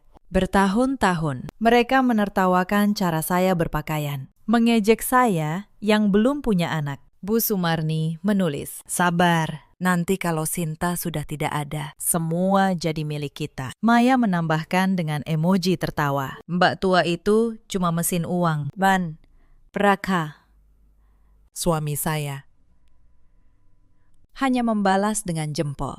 "Setuju," tanpa membela saya sedikit pun. Saya potret semua percakapan itu. Setiap baris, setiap hinaan. Bukan untuk menangisinya, tapi untuk mengingatkan diri saya. Mengapa saya tidak boleh berhenti? Saya matikan tablet itu. Saya tatap langit-langit kamar. Selama ini saya pikir saya hanya berhadapan dengan suami yang berkhianat. Ternyata saya berhadapan dengan satu keluarga sejak awal. Hanya melihat saya sebagai dompet berjalan. Anehnya, penemuan itu tidak membuat saya hancur. Justru membuat saya semakin tenang, semakin yakin, semakin dingin. Karena sekarang saya tahu pasti, tidak ada satupun dari mereka yang layak saya kasihani. Tidak ada lagi keluarga yang harus saya selamatkan. Yang ada Hanya keadilan yang harus saya tegakkan. Esok harinya, saya minta tim keuangan diam-diam menelusuri rekening bersama kami. Hasilnya membuat saya menggenggam meja kuat-kuat. Tabungan bersama yang seharusnya untuk biaya operasi saya sudah terkuras separuh. Raka memindahkannya ke rekening lain sebulan sebelum saya masuk ruang operasi. Jadi ketika ia berkata, khawatir soal biaya rumah sakit saya, itu pun kebohongan. Ia sudah memindahkan uang itu untuk perawatan bayi perempuan lain. Saya catat angka itu. Saya simpan buktinya. Satu lagi paku untuk peti mereka. Belum selesai di situ.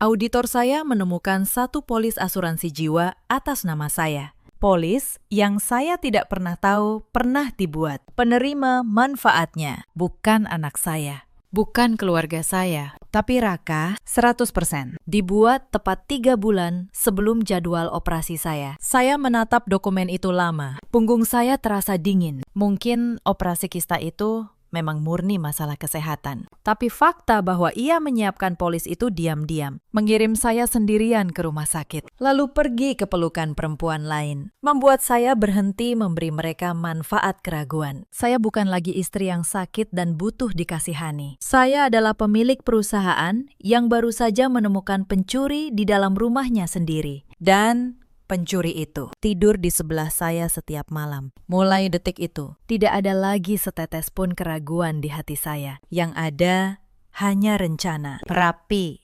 sabar, dan tidak bisa dibatalkan. 3 hari kemudian, Raka pulang ke rumah membawa sikap manis yang dibuat-buat. Ia memasak air. Ia menanyakan kabar luka operasi saya. Sayang, kamu harus banyak istirahat. Biar aku yang urus perusahaan dulu, katanya lembut. Saya tersenyum dari balik selimut. Terima kasih, Mas, jawab saya.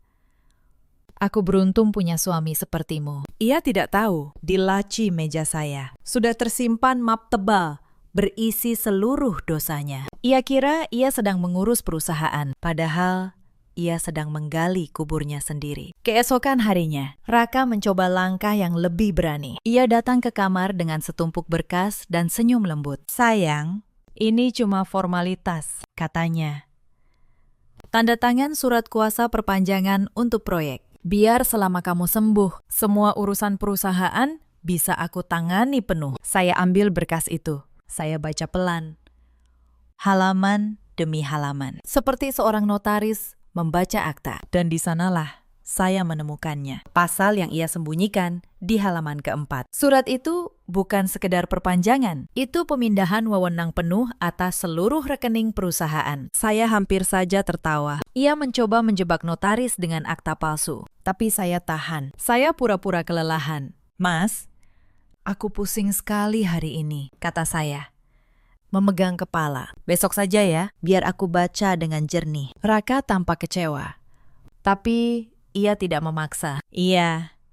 Sayang, istirahatlah dulu. Begitu ia keluar kamar. Saya foto setiap halaman surat itu. Bukti niatnya kini ada di tangan saya. Hitam di atas putih. Ia datang untuk merampas rekening saya. Ia pulang membawa satu lagi paku untuk petinya sendiri. Selama seminggu berikutnya, saya bergerak dalam diam. Di siang hari, saya jadi istri lemah yang berbaring di kamar. Di malam hari, ketika Raka tidur, saya bekerja dari laptop di ruang kerja saya. Saya tidak terburu-buru.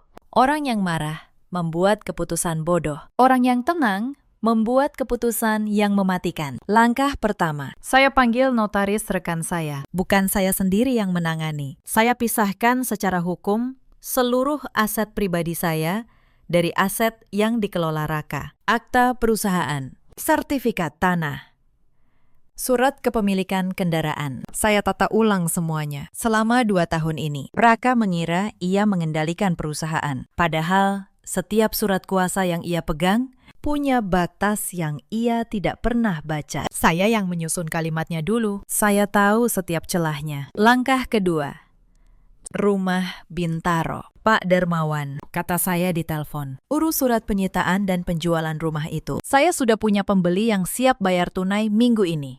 Pastikan penghuni di dalam tidak tahu apa-apa sampai pemilik baru datang. Siap.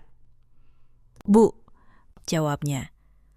Secara hukum, prosesnya bersih. Rumah itu memang milik ibu. Saya tutup telepon. Saya bayangkan wajah Bella saat tahu rumahnya bukan miliknya. Tapi saya tidak akan repot melihatnya. Saya punya hal yang lebih besar untuk diurus. Langkah ketiga, fasilitas mereka. Semua kartu kredit tambahan yang dipegang Bu Sumarni dan Maya, saya blokir. Kartu-kartu itu terhubung ke rekening utama atas nama saya. Selama ini, mereka belanja tanpa pernah bertanya siapa yang membayar. Mulai hari itu, setiap mesin pembayaran akan menolak kartu mereka. Mobil yang dipakai Maya karena atas nama perusahaan. Saya minta pihak leasing menariknya dengan alasan tunggakan yang secara administrasi memang bisa saya buat sah. Langkah keempat, saya temui kepala cabang bank tempat perusahaan saya menyimpan dana. Saya jelaskan, sebagai pemegang rekening utama, saya menarik seluruh kewenangan tambahan Raka. Mulai hari ini, setiap transaksi atas nama perusahaan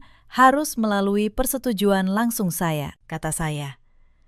Pihak bank yang sudah mengenal saya bertahun-tahun langsung memproses permintaan itu. Dalam satu sore, semua pintu keuangan yang dulu saya buka untuk Raka, saya kunci kembali. Ia masih datang ke kantor setiap pagi, masih duduk di kursi direktur. Tapi kursi itu mulai hari itu hanya tinggal kursi kosong tanpa kuasa. Saya bersandar di kursi kerja saya malam itu. Saya rasakan kelegaan yang aneh mengalir di dada. Urat nadi keuangan mereka, satu persatu sudah saya jepit tanpa uang dari perusahaan saya. Raka hanyalah laki-laki tanpa modal. Bu Sumarni tidak akan bisa pamer lagi di arisan. Dan Maya harus belajar kembali naik kendaraan umum. Tapi semua itu baru pemanasan. Pukulan sebenarnya belum saya lepaskan. Beberapa hari kemudian, retakan mulai muncul di pihak mereka. Maya menelpon Raka sambil menangis. Saya dengar dari kamar sebelah, kartu kreditnya ditolak di tengah mall, di depan teman-temannya. Memalukan,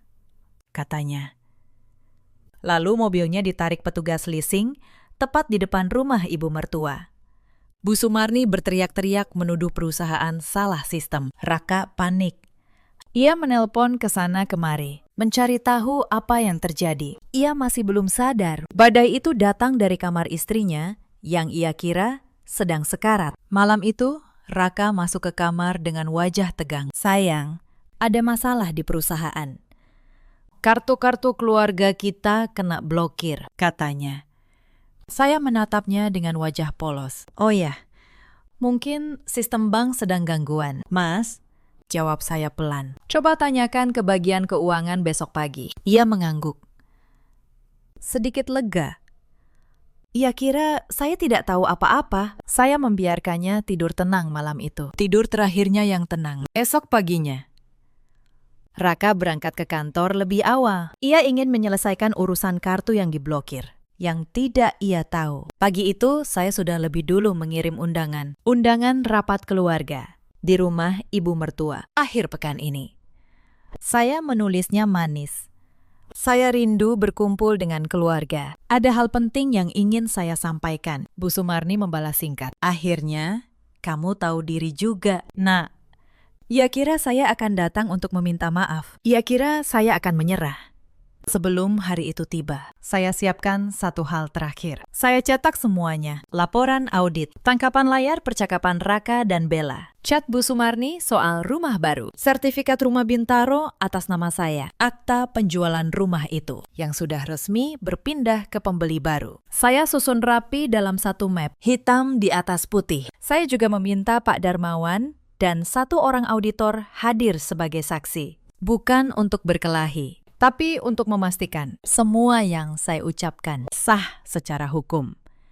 Malam sebelum pertemuan, saya berdiri di depan cermin. Wajah saya pucat.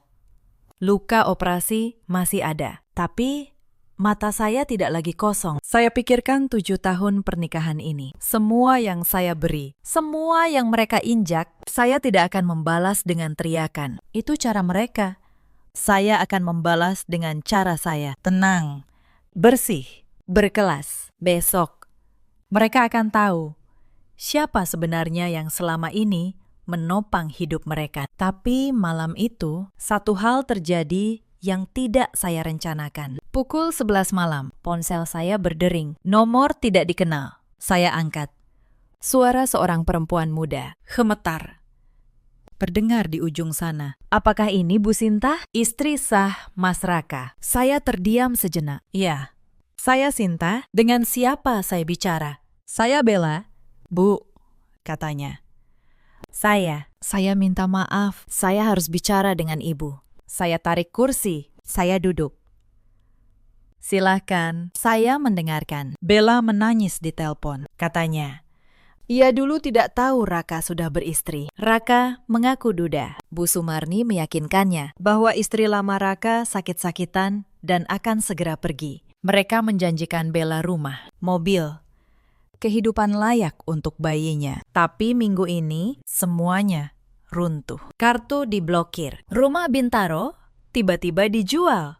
Petugas datang, menyuruhnya pindah dalam 3 hari. Saya ditipu juga. Bu, isaknya. Saya cuma ingin yang terbaik untuk anak saya. Saya menghela napas. Di titik itu, saya merasakan sesuatu yang aneh. Bukan benci, tapi semacam iba. Bella hanyalah pion lain di papan catur yang sama. Sama seperti saya dulu. Perempuan yang dibutakan oleh laki-laki yang pandai berjanji. Bella, kata saya, tenang, anakmu tidak bersalah. Aku tidak akan menyentuh anakmu. Tapi rumah itu memang milikku. Dan uang yang menafkahimu dicuri dari perusahaanku. Besok, datanglah ke rumah ibu mertua. Bawa anakmu. Saatnya semua orang mendengar kebenaran. Bella terdiam lama.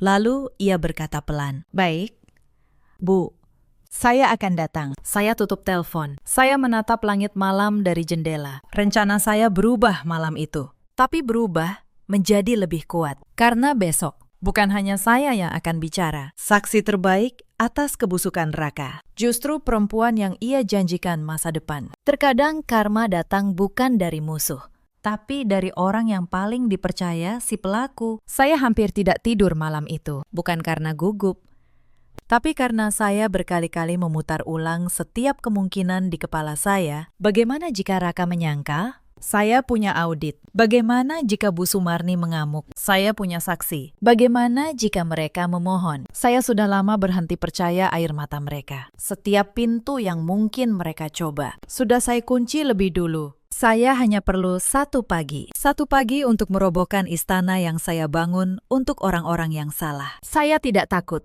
Orang yang sudah kehilangan rasa percaya, tidak punya apa-apa lagi yang bisa direnggut darinya. Yang saya rasakan hanya satu hal yang asing, kebebasan.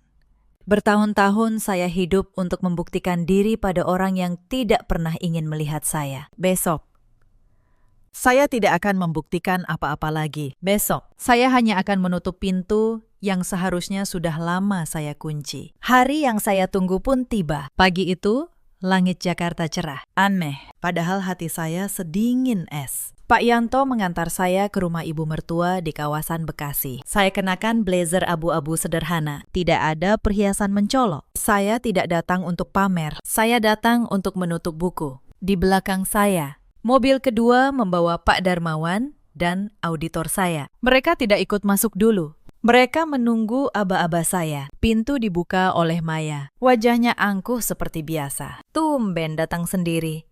"Mana mobil mewahmu?" sindirnya. Saya tersenyum. "Saya naik mobil yang masih jadi milik saya." "Maya." Ia mengernyit. Tidak mengerti. Saya melangkah masuk. Di ruang tamu, Bu Sumarni duduk di sofa utama, seperti ratu di singgasananya. Raka duduk di sampingnya, mencoba terlihat seperti suami yang sabar. Mereka semua memandang saya, menunggu saya bersujud meminta maaf. "Duduklah, Sinta," kata Bu Sumarni dengan nada merendahkan. "Kami senang akhirnya kamu sadar. Pernikahan ini butuh istri yang tahu tempatnya." Saya duduk dengan tenang. Saya letakkan satu map tebal di atas meja. Sebelum saya bicara, "Bu," kata saya ingin semua yang hadir mendengarkan. Karena apa yang saya sampaikan hari ini menyangkut kita semua. Raka melirik map itu. Ada kilat gelisah di matanya. Naluri seorang penipu selalu tahu kapan permainannya mulai terbongkar. "Raka," kata saya, menatap suami saya. Bagaimana proyek di Makassar? Ia tersenyum kaku. Lancar, sayang. Sudah selesai. Bagus, jawab saya. Karena saya tahu kamu tidak pernah ke Makassar. Ruangan hening. Saya buka map pertama. Ini foto kamu di sebuah rumah di Bintaro. 2 hari setelah operasi saya. Menggendong seorang bayi. Dikelilingi ibumu dan adikmu. Saya letakkan foto itu di meja. Wajah Bu Sumarni berubah. Sinta, kamu salah paham. Raka mulai panik. Itu anak teman. Anak teman. Saya buka map kedua. Ini percakapanmu dengan kontak bernama Bunda Bella. Kamu memanggilnya Bunda. Kamu berjanji mengirim uang bulanan untuk bayi kalian. Saya bacakan satu kalimat pelan. Suara saya tidak meninggi sedikit pun. Dan ini percakapanmu dengan ibumu. Soal mencari rumah lebih besar untuk Bella. Saya menatap Bu Sumarni. Bu, Anda yang menyuruhnya. Bukan. Bu Sumarni membuka mulut. Tapi tidak ada suara yang keluar. Itu urusan rumah tangga. Maya tiba-tiba berdiri. Kamu yang gagal jadi istri. Duduk. Maya, kata saya, tenang. Kita belum sampai ke bagianmu. Saya buka map ketiga. Map yang paling tebal. Ini laporan audit eksternal perusahaan. 2 tahun terakhir, Raka mencairkan 2,4 miliar rupiah lewat vendor fiktif. Uang itu mengalir ke rekening atas nama Bu Sumarni dan untuk membayar rumah Bintaro. Tangan Raka mulai gemetar. Keringat muncul di dahinya. Rumah Bintaro, lanjut saya. Dibeli atas nama saya 2 tahun lalu. Kamu menyuruh saya menandatanganinya dengan alasan investasi perusahaan. Lalu kamu pakai untuk menyembunyikan perempuan simpananmu di dalamnya. Saya keluarkan 1 lembar terakhir. Dan ini, akta penjualan rumah itu. Sudah resmi pindah tangan kemarin. Karena rumah itu milik saya. Saya berhak menjualnya tanpa izin siapapun. Pembeli baru akan datang besok. Penghuni di dalam sudah diminta pindah. Kamu jual rumahnya. Bu Sumarni akhirnya meledak. Itu rumah cucu saya. Cucu Anda, kata saya pelan. Tinggal di rumah yang dibeli dari uang curian atas nama saya. Secara hukum, Bu, tidak ada satupun nama Anda di rumah itu. Pak Darmawan, panggil saya.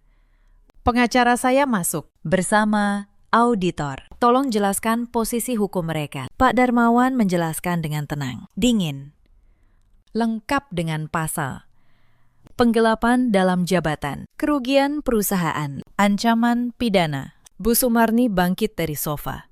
Mencoba satu cara lama yang selalu berhasil padanya. Ia mengubah nada bicaranya jadi lembut, hampir memohon. Sinta, Nak, kita bisa selesaikan ini secara kekeluargaan, kan? Tidak perlu sampai ke pengadilan. Malu kita di mata orang. Ibu janji, Raka akan berubah. Kita kembalikan uangnya pelan-pelan. Saya menatapnya tenang. Inilah perempuan yang menulis. Nanti kalau Sinta sudah tidak ada. Saya tahu persis apa arti senyum manis itu sekarang. Bu, kata saya. 2 tahun lalu, saya masih percaya kata kekeluargaan. Tapi keluarga tidak mencuri dari anggotanya. Keluarga tidak menunggu salah satunya pergi. Saya sudah membaca semua yang kalian tulis tentang saya. Bu, setiap kata. Wajah Bu Sumarni seketika memucat. Ia tahu grup itu. Ia tahu apa yang pernah ia tulis. Jadi, tolong, lanjut saya. Jangan ucapkan kata kekeluargaan di depan saya lagi. Hukum tidak mengenal air mata yang datang terlambat. Dan saya sudah berhenti mengenalnya juga. Bu Sumarni terduduk kembali. Kali ini benar-benar kehabisan kata. Wajah Raka kini pucat pasi. Sinta, please. Ia jatuh berlutut di lantai. Aku hilaf. Maafkan aku. Aku akan kembalikan semuanya. Kita mulai dari awal lagi. Saya menatap pria yang dulu saya cintai itu. Pria yang saya angkat dari magang jadi direktur. Yang saya beri segalanya. Mas, kata saya pelan. 7 tahun lalu, kamu tidak punya apa-apa. Hari ini, kamu kembali tidak punya apa-apa. Bedanya, dulu kamu jujur. Saat itulah bel pintu berbunyi. Saya sudah tahu siapa. Maya membuka pintu dengan ragu. Di ambang pintu, berdiri Bella, menggendong bayinya. Wajahnya lelah. Matanya sembab. Ruangan langsung gaduh. "Ngapain kamu kesini?" bentak Bu Sumarni. "Saya diminta datang, Bu," kata Bella lirih.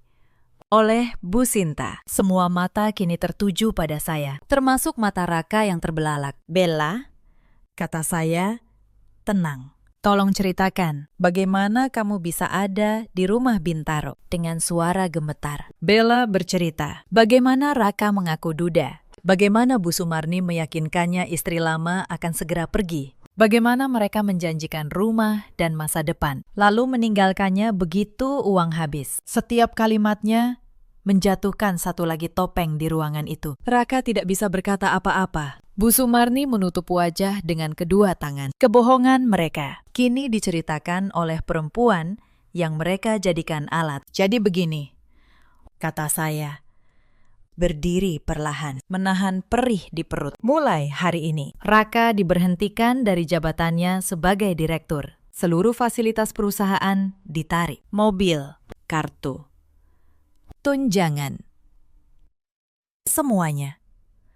Saya akan menempuh jalur hukum atas penggelapan 2,4 miliar itu. Pak Darmawan akan mengurus prosesnya. Bersih, sesuai aturan.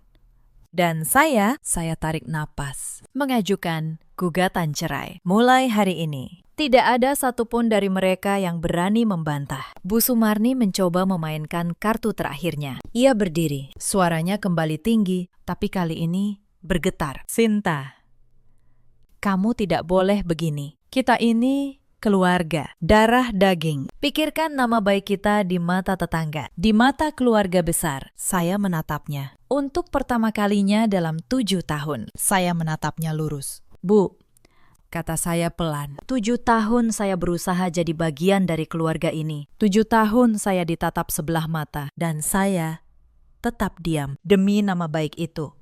Tapi nama baik, lanjut saya, tidak dibangun dengan menutupi kebusukan. Anda menyebut saya menantu yang tidak tahu diri, padahal sejak hari pertama, sayalah yang membayar setiap kemewahan yang Anda banggakan, arisan yang Anda pamerkan, tas yang Maya unggah, mobil yang kalian kendarai, semuanya dari perusahaan yang saya bangun dengan tangan saya sendiri. Saya berhenti sejenak. Hari ini, saya hanya mengambil kembali yang memang milik saya. Ruangan itu sunyi. Untuk pertama kalinya, tidak ada yang berani menyindir saya. Maya, yang tadi begitu angkuh, kini terduduk lemas di sofa. Mbak Sinta, mobil saya, pekerjaan saya, bagaimana? Suaranya tercekat.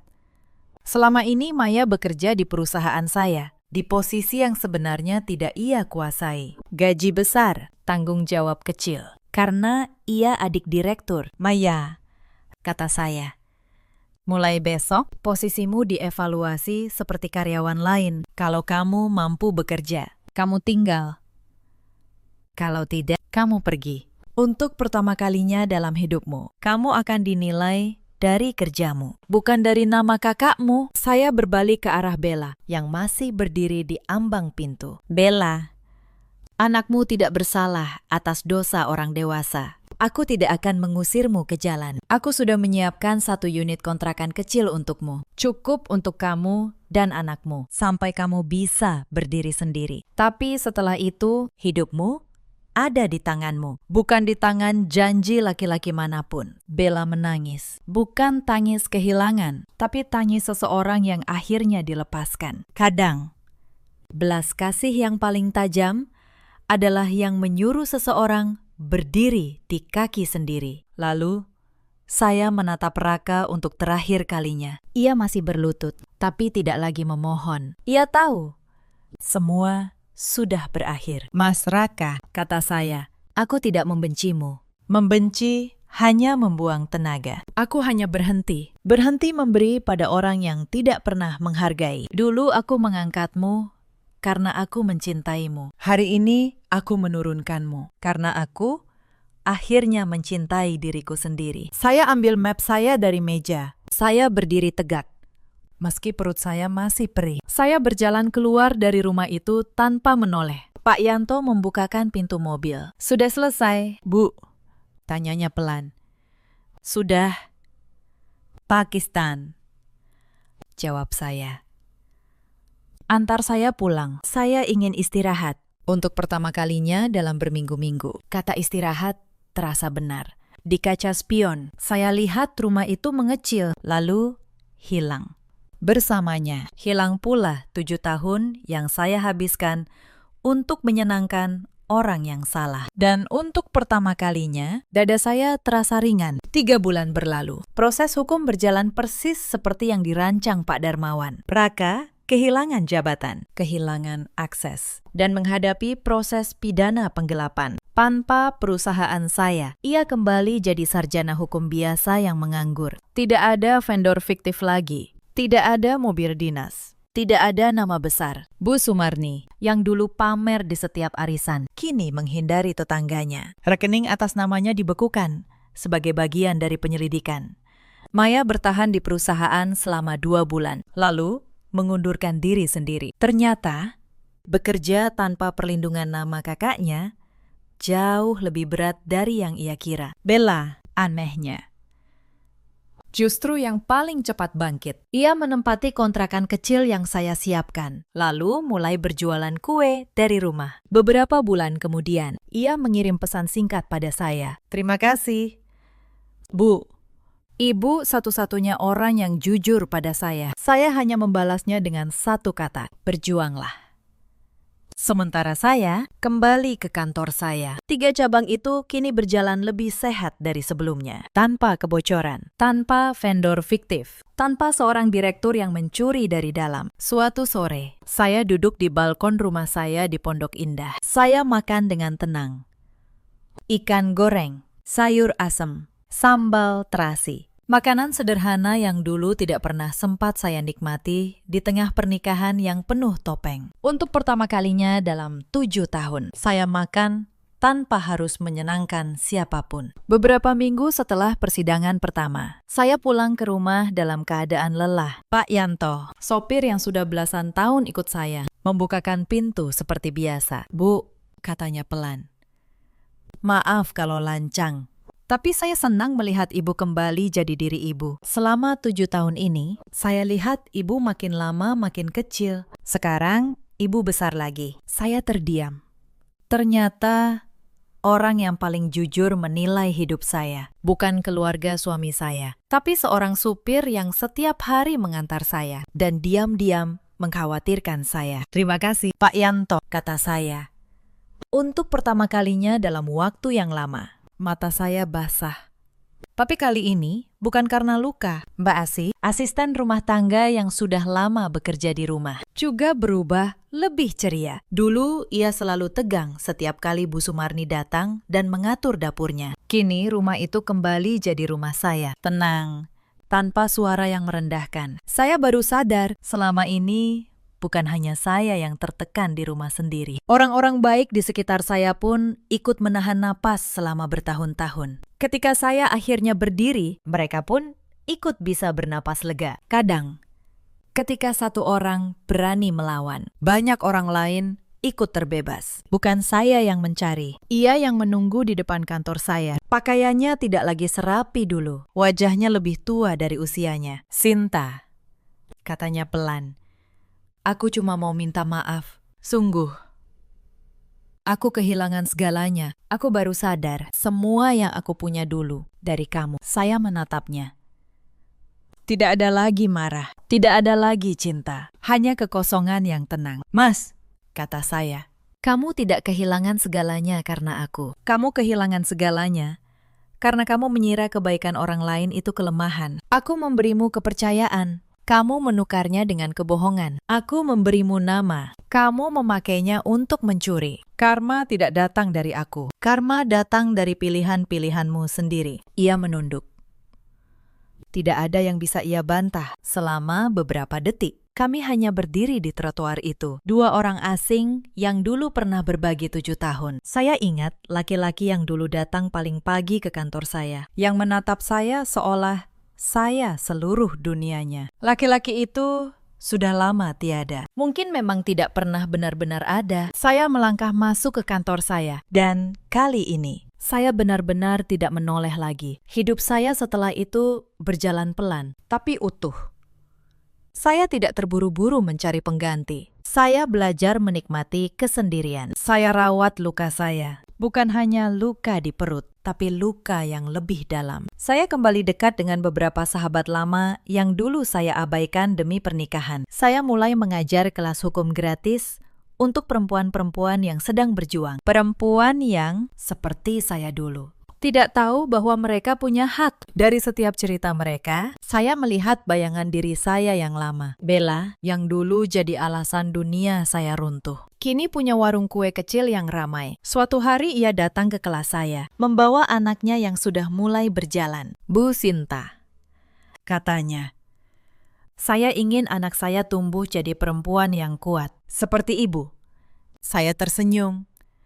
Saya gendong sebentar anak itu, anak yang dulu jadi simbol pengkhianatan. Kini jadi pengingat bahwa setiap orang berhak memulai lagi. Bahkan dari reruntuhan yang paling memalukan sekalipun. Itulah hal paling aneh tentang hidup. Luka yang sama bisa jadi awal yang baru. Kalau saya boleh jujur, saya tidak pernah menikmati kehancuran mereka. Saya tidak pernah merayakan jatuhnya Raka atau malunya Bu Sumarni di mata tetangga. Yang saya rayakan hanya satu, saya kembali jadi pemilik hidup saya sendiri. Karena pembalasan yang paling berkelas bukan membuat orang lain menderita. Pembalasan yang paling berkelas adalah berhenti membiarkan mereka menentukan siapa kita. Adalah bangkit, tegak, dan utuh. Justru dari tempat di mana mereka berharap kita hancur. Cerita ini mengajarkan kita banyak hal. Jangan pernah mengukur seseorang dari betapa diamnya ia. Sebab perempuan yang paling tenang seringkali adalah yang paling tahu apa yang ia lakukan. Dan jangan pernah mengira bahwa kebaikan itu tanda kelemahan. Kebaikan yang dikhianati bisa berubah jadi keadilan yang paling dingin. Ada banyak perempuan di luar sana yang sedang berada di posisi saya dulu. Memberi segalanya, lalu ditatap sebelah mata di rumah yang ia biayai sendiri. Diamide mengalah demi sebuah nama baik yang ternyata hanya menutupi kebusukan. Jika kamu salah satunya, dengar baik-baik. Kamu tidak harus berteriak untuk dihormati, tapi kamu juga tidak boleh diam selamanya. Ketahui hakmu, simpan buktimu, dan ketika waktunya tiba, berdirilah dengan tenang. Ada juga banyak laki-laki seperti Raka di luar sana yang lupa bahwa rumah dibangun dengan kesetiaan, bukan dengan kebohongan yang rapi. Dan ada pula para ibu yang demi membela anaknya, justru menuntunnya ke jurang. Kepada mereka, waktu selalu punya cara untuk menagih. Dalam hidup, kita semua punya pilihan. Pilihan untuk jujur atau berkhianat. Pilihan untuk menghargai atau menginjak. Setiap pilihan menanam benihnya sendiri. Dan suatu hari, kita semua memanennya. Saya memanen ketenangan karena saya memilih untuk berdiri. Mereka memanen kehancuran karena mereka memilih untuk berkhianat. Jika cerita ini menyentuh hati kalian, ceritakan pengalaman kalian